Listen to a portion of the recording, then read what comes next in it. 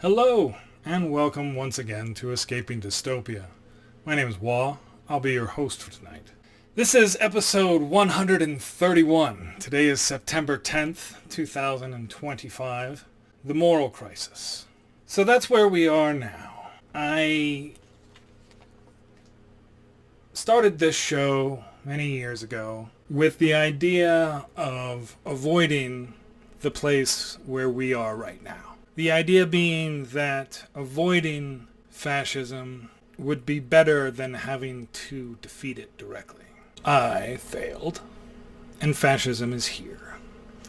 I started this show with the name Escaping Dystopia because I knew what was coming. I've been following the fall of the American Empire my entire adult life. I've chronicled politically what's happened over the last 30 years. I would say of the people that you run into out there, you're not going to find many of the same age or near the same generation, I'm 50 by the way, that have spent as much time and energy following and writing about what's been going on in international politics from this perspective on this planet.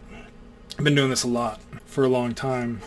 I've been doing it from a position of independence, of watching and just observing. I've been writing about it occasionally, but it's been a consistent thing that I've done for this whole time. Over the last little while, I've kind of changed my tone in the way that I approach a lot of this stuff and my social media stuff to speak more as an authority on a number of things.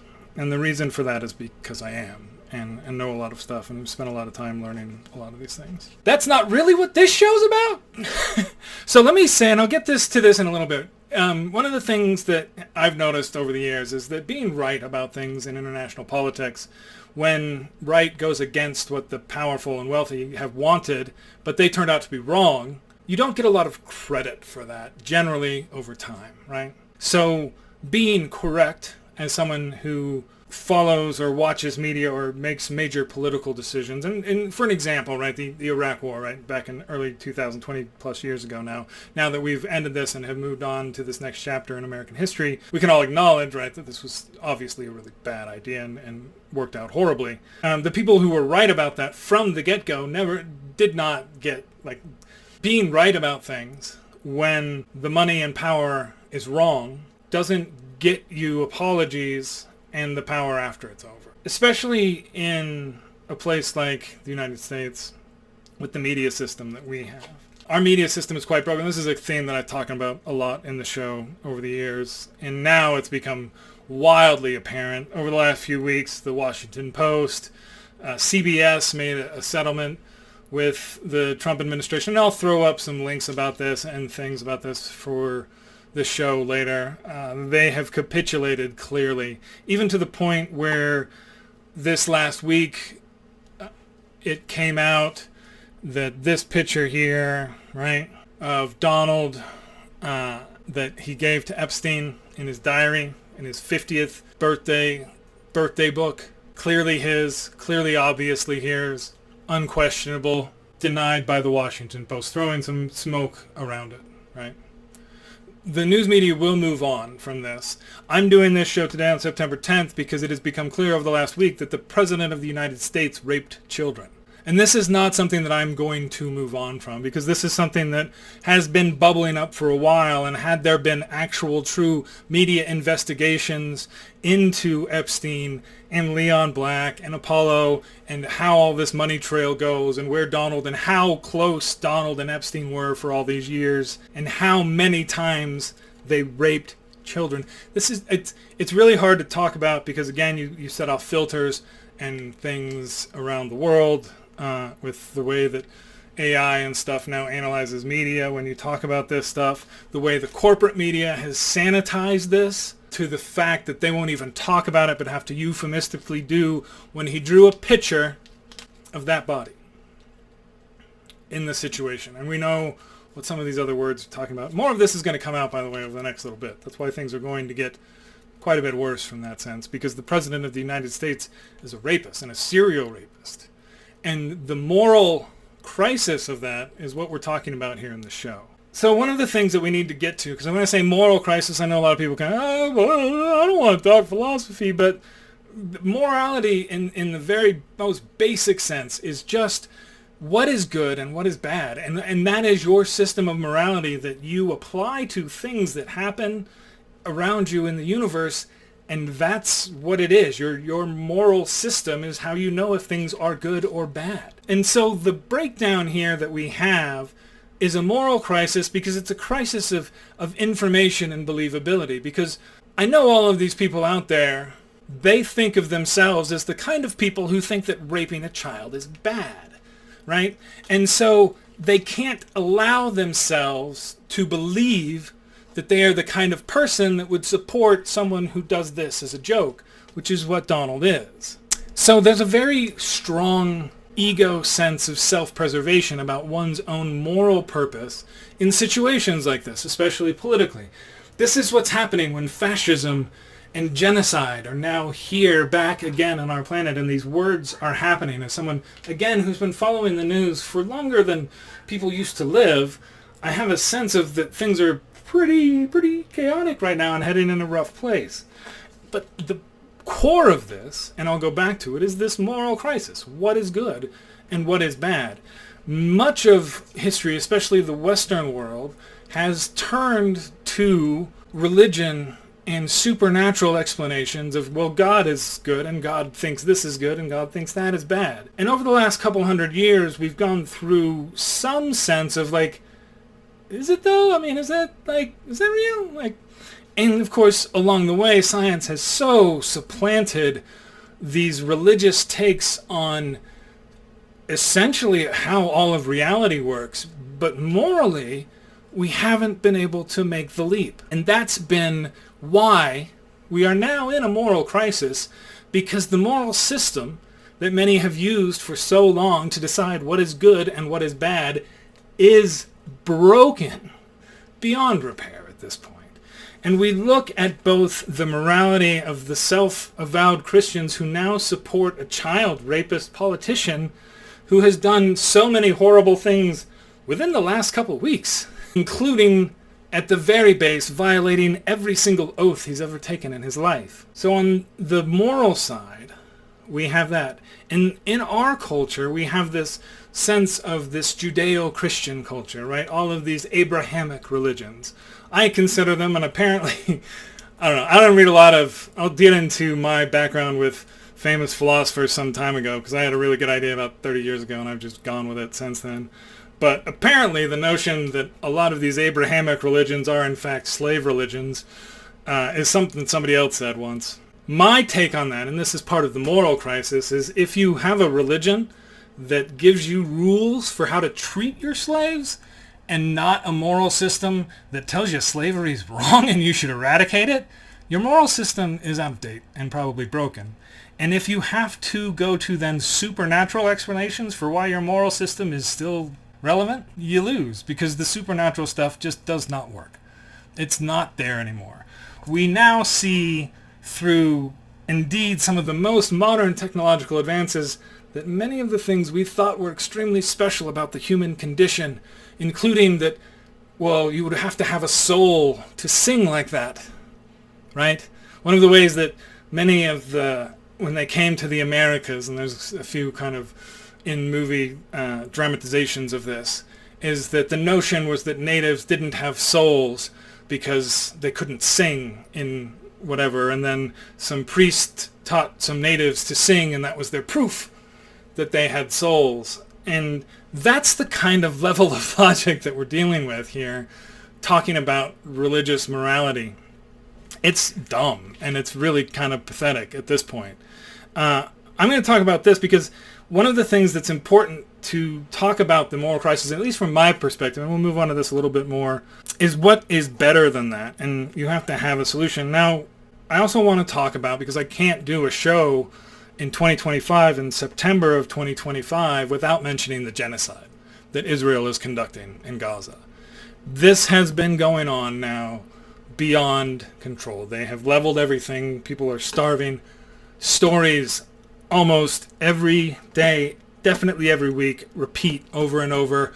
50, 100, 20 people killed trying to get food. They bombed, I think destroyed the last building in the entire territories this last week. All of the hospitals have been shut down. All of the schools have been bombed. Civilian infrastructure. Now they're saying everybody get out. It is a genocide.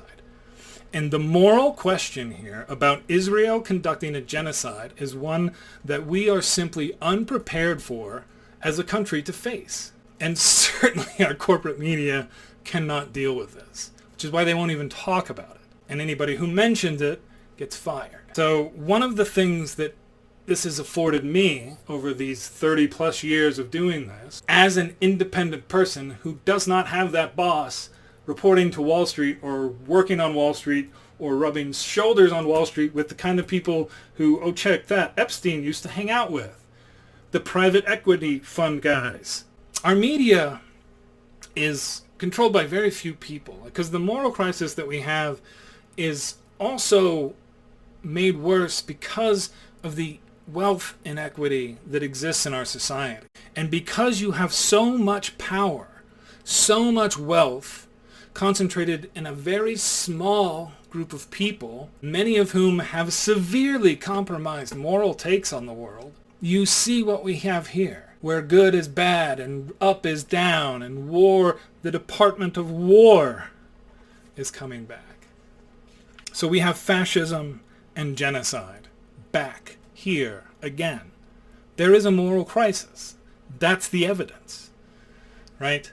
That's how did we get here? How did we end up back here? Because there was a lack of people understanding what this moral crisis means and how to resolve it. Because it's one thing to say, oh, these solutions, these old ways of thinking, these old religions are inadequate, they're no longer sufficient to guide humanity. It's one thing to say that, it's easy to say that. It is more difficult to say, well, here's a better answer. And that's where I come in. Like I said, I haven't been spending this 30 years just like, no, I've got a solution.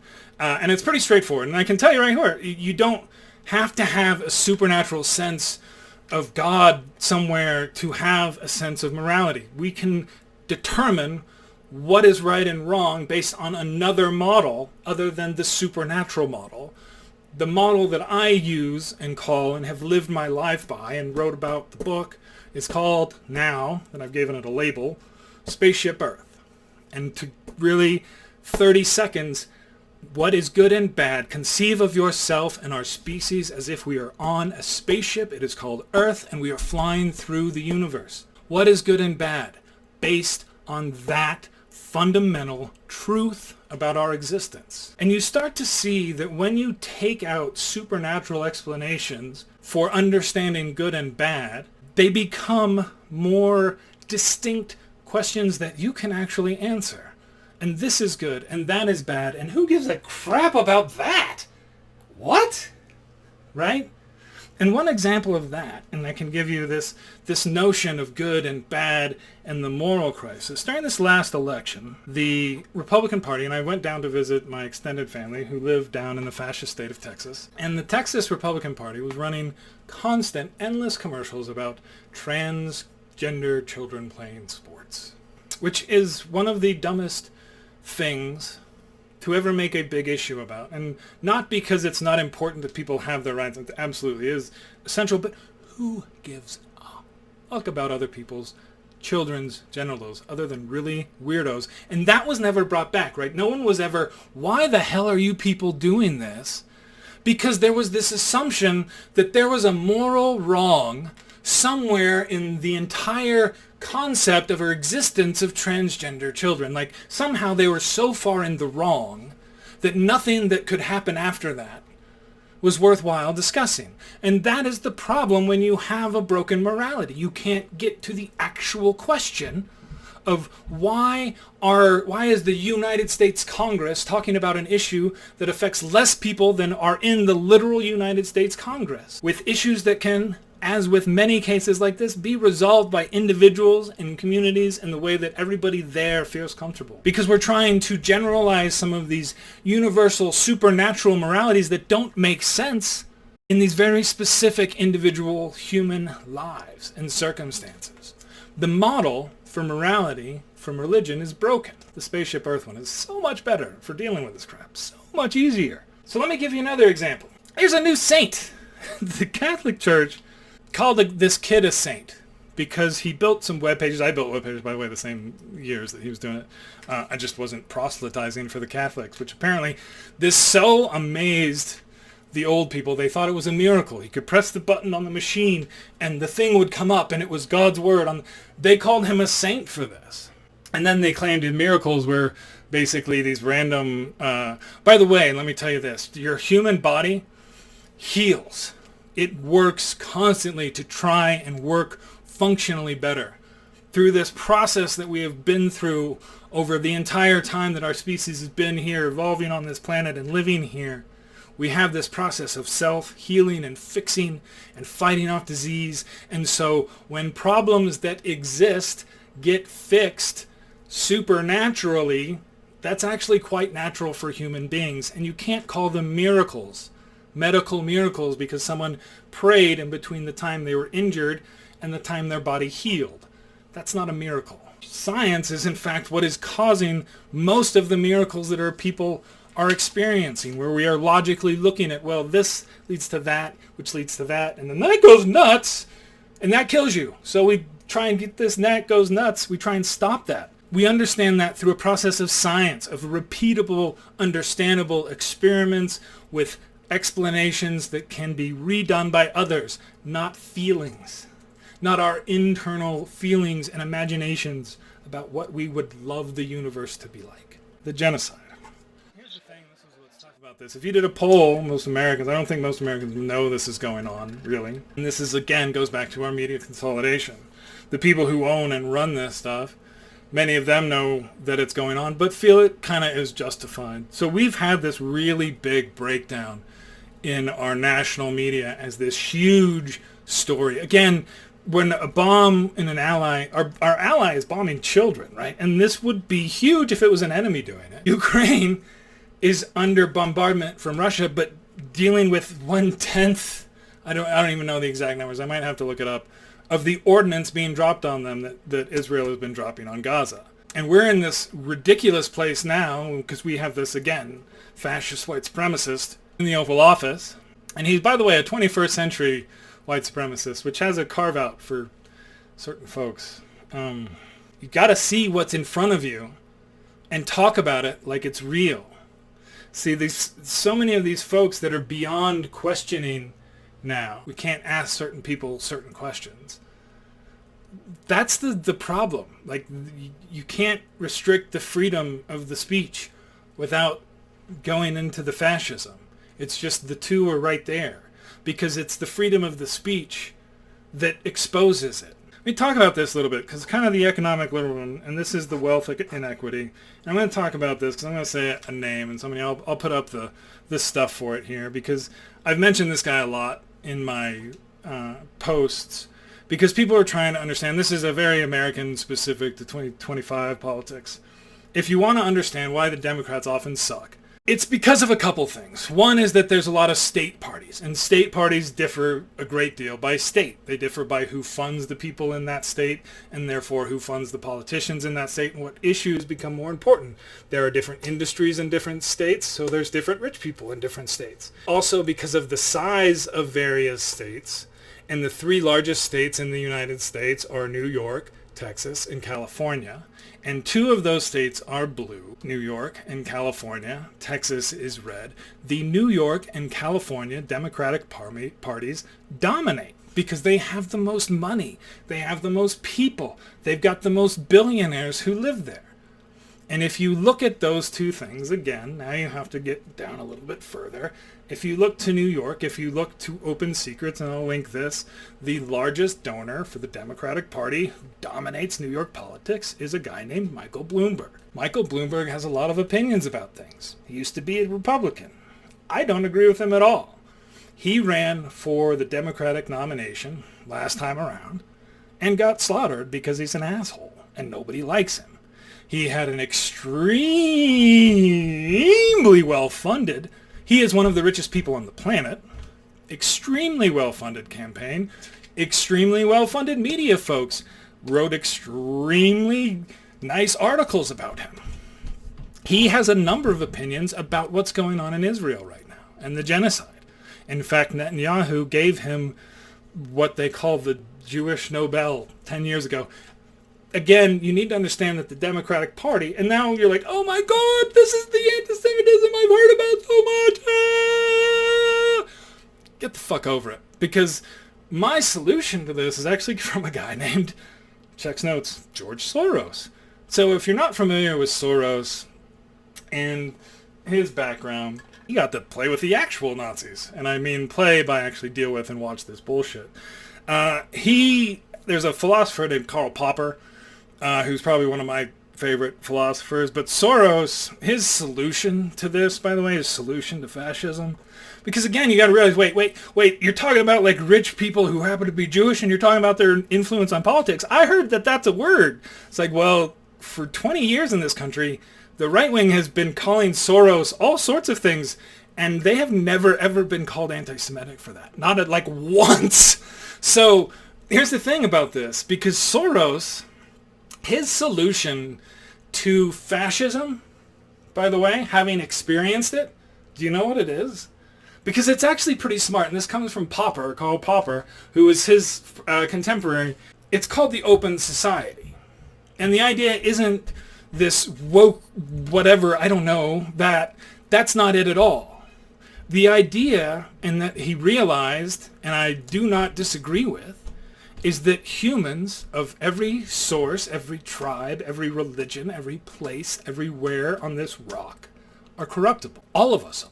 What wouldn't you do for $1 billion? $1 billion. What wouldn't you do? We are, all of us, corruptible. So the idea behind Soros and the open society is that we just get to see it. We all get to see it. We know, we have the numbers. We get to see where the money flows. We get to see how much they sent and how much they spend. And we get to see the diary that shows that Donald is a child rapist, and he is, but we have to be able to see it. That's the only way that the open society can function. That's the only way that we preserve our freedom. How we defeat fascism. We have to fight for this. We've got to save our ship. Save our ship! SOS. Spaceship Earth. I've talked about this a little bit. Let's see. Talked about the Venezuelans. So again, Donald bombed a boat of Venezuelans claiming they were drug people, which again, that's you prove those in courts of law, and this is why we have a court of law. Donald has done all sorts of things, ignoring the Constitution, doing all sorts of stuff, but we had like a ruling this last week that all the tariffs, you've heard of tariffs maybe this year, maybe a little bit, yeah? Well, the authority that he's claiming to have to use those, the judge was like, this is ridiculous. You can't, no. But it takes so long to get there, and there's so much coming in the works now, and so much bullshit, we're stuck here. And we're going to be in fascism for a bit. And until basically everybody across the elite spectrum can admit that, it's not going to change, because people like myself who are right about this, are not already getting credit for being right about Donald, since we've been right about him since the start, right? He didn't just become a fascist at 80. He didn't just become a white supremacist at 80. He didn't just become this guy who thinks that he's genetically superior to every brown person on the planet at 80. He's been like this his whole life, and it's been obvious. It's just, he's been surrounded by people who kind of agree with him on a lot of that stuff. New York, elite circles. Epstein's crowd. All right, so we've covered a lot of stuff. That's dumb, that's good, got that. So there's been something else that happened just today. I don't even know if I should talk about it, but I do. We need to talk about morality and the moral crisis. And this is another example of the moral crisis that we're in. Because when what should be objectively bad things happen, what should be, when a large portion of the people who are on the rock, right, on our spaceship, look at that and be like, yeah, I don't know. But it should be objectively bad. And let me give you two examples, and this is the moral crisis, right? You have Donald, right, the child rapist. Everybody should be outraged. Everybody should be horrible. A bunch of people like, no, I don't believe it's not his signature, man. It's not his signature. There's a long tail. It's a long tail. He hasn't used the long tail since 20 years ago when he wrote that. And so there's that. on the other side. And then the other side of the moral crisis is the Mario brother. And now the other guy, right? Luigi did something that should be causing outrage, did not cause outrage. A lot of people said, yeah, you know, look at the situation. Today, a man was murdered in broad daylight. A man who was at the time arguing huge bigotry. A man who has, over his career, argued that we should have more guns everywhere, despite the fact that there are school shootings constantly and we need to get rid of them. And today his life was paid. And a lot of people are going, It's a moral crisis. Because we don't agree what is right and wrong. And now we see the rise of fascism. Genocide. That's the reality that we're in. So anyway, I mean, this show is called Escaping Dystopia, folks. I mean, this is what it's about. I kind of knew this was coming, but I mean, looked weirder and weirder when you're like, the U.S. is going to fall over the next 20 years, and then it's going to be bad. I thought we were going to be able to beat Donald and beat the boomers. I thought we were. That was my thesis for a while, that we were that Hillary was going to win, and I was wrong. And so we're here. So anyway, been doing this for a long time. I'm not going to stop. I enjoy it, and I do it for free and fun. So if you want to follow and hang out, I will continue to be talking about things. I do some other really cool stuff over there, and I talk about it a lot. It is something that is quite a bit less popular than probably my political views fighting fascism. But so with that, I will say adieu and wish you a good time until the next episode. It's been a few months since the last one, so who knows? Who knows? Especially if they figure out who I am and come after me, because I'm not going to shut up. Donald raped children. By the way, I have a number of children, not of a dissimilar age to his preferences. 30 seconds. You all have a good day. And wonder about the kind of moral crisis that would put a man of absolute peace to that point.